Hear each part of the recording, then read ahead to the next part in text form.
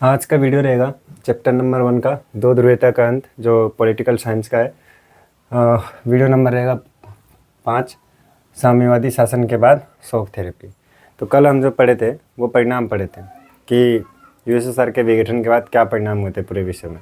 यही देखे थे कि एक ध्रुवीय विश्व बना था, महाशक्ति जो बनी थी अमेरिका बनी थी। ठीक है, तो आज का जो टॉपिक है ये पार्ट नंबर 5 है और साम्यवादी शासन के बाद शॉक थेरेपी। इसमें हम देखेंगे कि जो यूएसएसआर था, है ना, जो यूएसएसआर जब इसका विघटन हुआ, ठीक है, जो 15 देशों में ये संगठन बना रखे थे, जब इसका विघटन हुआ, विघटन के बाद क्या हुआ कि जो भी देश थे जैसे कि पूर्वी यूरोप, है ना, और मध्य एशिया और रूस, ये जो तीनों देश थे, ठीक है, ये जो तीनों एरिया थे, जो क्षेत्र थे, यहाँ पर विकास का जो मॉडल अपनाया गया था पूंजीवाद की तरफ जाने के लिए, वो क्या अपनाया गया था? Shock therapy. ठीक है, शॉक थेरेपी किसके द्वारा लाया गया था? वर्ल्ड बैंक और आईएमएफ के द्वारा, है ना। तो इन्होंने जो ये नीति अपनाए थे, यही इसके बारे में हम पढ़ेंगे इस पॉइंट में कि साम्यवादी शासन के बाद शॉक थेरेपी। शॉक थेरेपी होता क्या है, ठीक है ना। शॉक थेरेपी क्या होता है? आघात पहुँचा कर क्या करना? उपचार करना, है ना। तो ये पहले अमेरिका ने क्या करा? पहले अमेरिका ने तो भाई पूरा मतलब कि जो यूएसएसआर था उसको पूरा बर्बाद कर दिया, उसकी अर्थव्यवस्था बर्बाद कर दिया।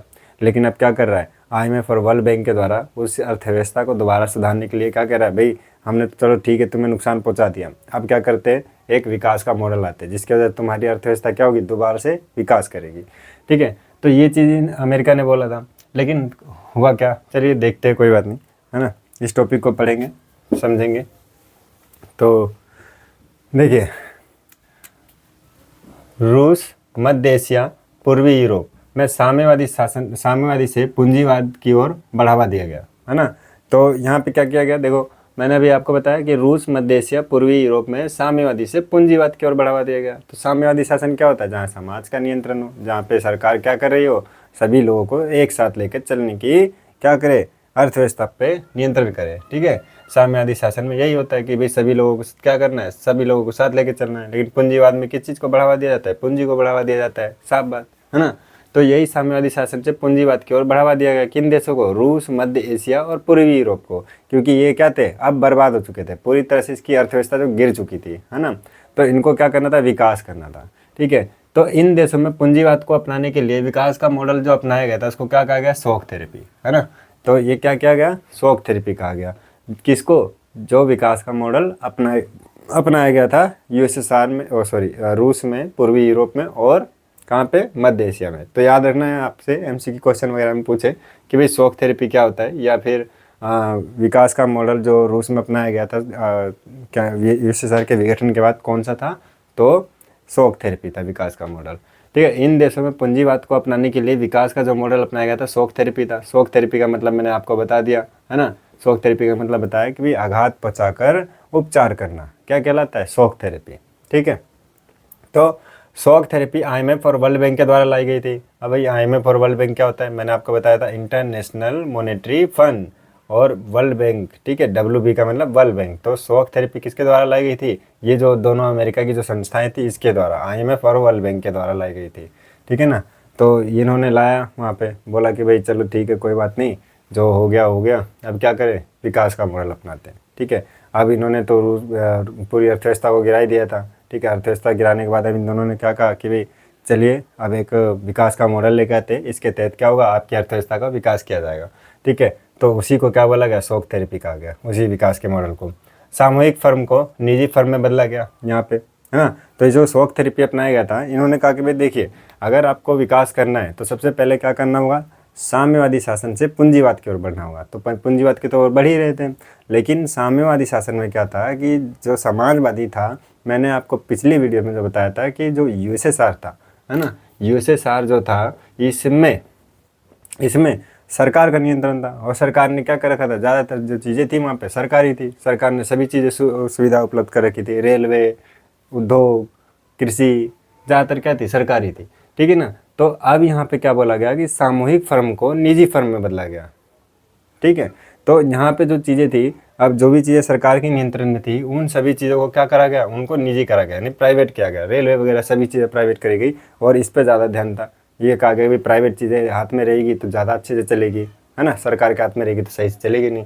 ठीक है, तो पूंजीवाद जैसे कि अगर आज ही हम बात कर ले, आज का एग्जाम्पल ले लें हम कि जो रेलवे है ना, जो इंडियन रेलवे है और जो मेट्रो है, दिल्ली मेट्रो बोल ले, कोलकाता की मेट्रो बोल ले, कहीं की भी, तो जो मेट्रो है इन दोनों में डिफरेंस है आपको पता ही है। जो इंडियन रेलवे है कितनी गंदी रहती है, इसके डब्बे वगैरह, है ना, टाइम पे आती नहीं है, लेट होती है।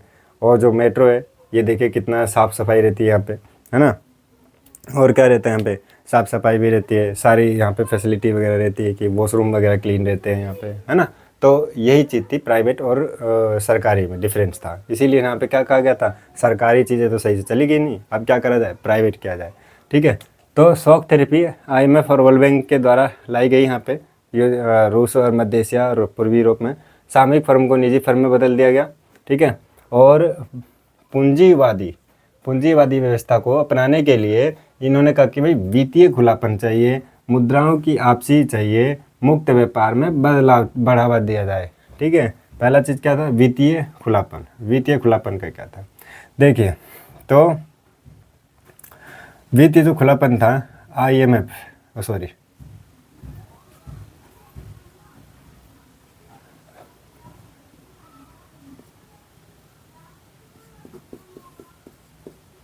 ठीक है, तो वित्तीय खुलापन में क्या कहा गया कि भाई जो मतलब कि यहाँ पे क्या है, पहले इन्होंने अपनी अर्थव्यवस्था को बांध रखा था, मतलब कि किसी और अर्थव्यवस्था पे नहीं टिके थे।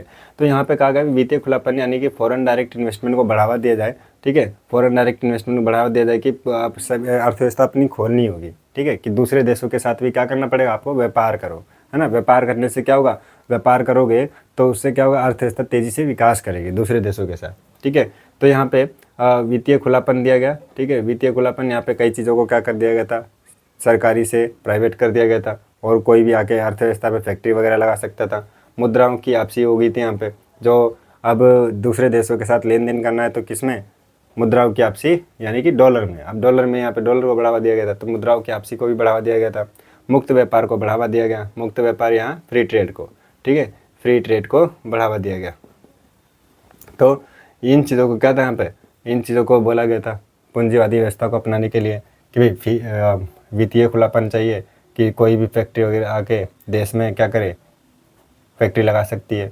ठीक है, मुद्राओं की आपसी, डॉलर वगैरह क्या है, इसको बढ़ावा दिया गया था कि डॉलर से लेन देन होगा एक दूसरे के देश में।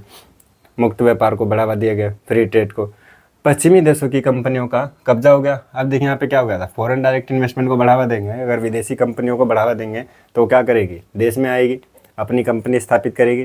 ठीक है, धीरे धीरे क्या होगा, सोवियत संघ, रूस में और पूर्वी यूरोप और मध्य एशिया, इन जगहों पे क्या हुआ कि जो भी विदेशी कंपनियां आई थी उन्होंने क्या किया, धीरे धीरे पूरी अर्थव्यवस्था पर अपना कब्जा कर लिया। अर्थव्यवस्था पे कब्जा करने के बाद क्या कर लिया इन्होंने, अब पश्चिमी देशों की जो कंपनियां थी इन्होंने क्या किया, कब्जा करने के बाद ये लोग खुद को एक नेता के रूप में देखने लग गए कि भाई अब अर्थव्यवस्था पे तो पूरा पूरा उन्हीं का नियंत्रण था। अब सरकारी चीज़ें तो रही नहीं, सरकार के हाथ में तो कुछ रहा नहीं, है ना, किसके हाथ में था, सभी चीज़ें प्राइवेट थी। प्राइवेट होने के कारण क्या हुआ, ये सभी जो थे यानी कि अपने आप को क्या समझने लग गए, नेता। ठीक है, सब अपने आप को नेता समझने लग गए। और तो ये जो टॉपिक था ये साम्यवादी शासन के बाद शॉक थेरेपी, एक बार मैं फिर से बता देता हूँ। देखिए, रूस, मध्य एशिया, पूर्वी यूरोप में साम्यवादी शासन से पूंजीवाद की ओर बढ़ावा दिया गया। ठीक है, किसके ओर, रूस, मध्य एशिया, पूर्वी यूरोप में 3 जगहों पर साम्यवादी शासन से पूंजीवाद की बढ़ावा दिया गया। इन देशों में पूंजीवाद को अपनाने के लिए विकास का जो मॉडल अपनाया गया, कौन सा, शॉक थेरेपी अपनाया गया। शॉक थेरेपी जो थी वो क्या था, चोट पचाकर इसमें आघात पहुंचाकर इसमें उपचार करना। और शॉक थेरेपी IMF और वर्ल्ड बैंक के द्वारा लाई गई थी। IMF जो होता है international monetary fund, world bank जो होता है WB वर्ल्ड बैंक, और सामूहिक फर्म को निजी फर्म में बदल दिया। सभी चीज़ें वहाँ पे जो अर्थव्यवस्था में थी वो सभी चीज़ें क्या प्राइवेट कर दी गई थी। पूंजीवादी व्यवस्था को अपनाने के लिए यहाँ पे 3 चीज़ें अपनाई गई थी। कहा गया था भाई 3 चीज़ जरूरी है। पहला चीज़ तो वित्तीय खुलापन, मुद्राओं की आपसी होनी चाहिए, मुक्त व्यापार होना चाहिए। वित्तीय खुलापन में फॉरेन डायरेक्ट इन्वेस्टमेंट को बढ़ावा दिया गया था कि भाई बाहर की कंपनी आएगी देश में तो वो क्या करेगी, नई नई चीज़ें लेके आएगी। ठीक है, उद्योग लेके आएगा, लोगों को रोजगार मिलेगा। ठीक है, तो ये चीज़ किया गया था। और मुद्राओं की आपसी, मुक्त व्यापार को बढ़ावा दिया गया था। पश्चिम देशों की कंपनियां अब यहाँ पे आ गई, कब्जा कर लिया उन्होंने, धीरे धीरे पूरी अर्थव्यवस्था पर उन्हीं का नियंत्रण हो गया। तो इन्होंने अपने आप को क्या समझने लग गए, नेता के रूप में समझने लग गए। तो ये चीज़ होगी। और यहाँ पे मैंने इसके पॉइंट भी लिख रखे हैं जो इम्पोर्टेंट टॉप पॉइंट है। शॉक थेरेपी क्या मतलब होता है? आघात पहुँचाकर उपचार करना। IMF का मतलब होता है international monetary fund. World bank का मतलब, WB का मतलब वर्ल्ड बैंक। FDI का मतलब फॉरेन डायरेक्ट इन्वेस्टमेंट, प्रत्यक्ष विदेशी निवेश, प्रत्यक्ष विदेशी निवेश। ठीक है, तो इसको नोट कर लीजिए। अब नेक्स्ट जो करेंगे वीडियो नंबर 6 में, ये वीडियो नंबर 5 नहीं, ये वीडियो नंबर 6 है। अब नेक्स्ट टॉपिक जो हम करेंगे वीडियो नंबर 7 में। ठीक है, ये वीडियो नंबर 6 है। ठीक है, तो वीडियो नंबर 7 में हम इसका नेक्स्ट टॉपिक करेंगे।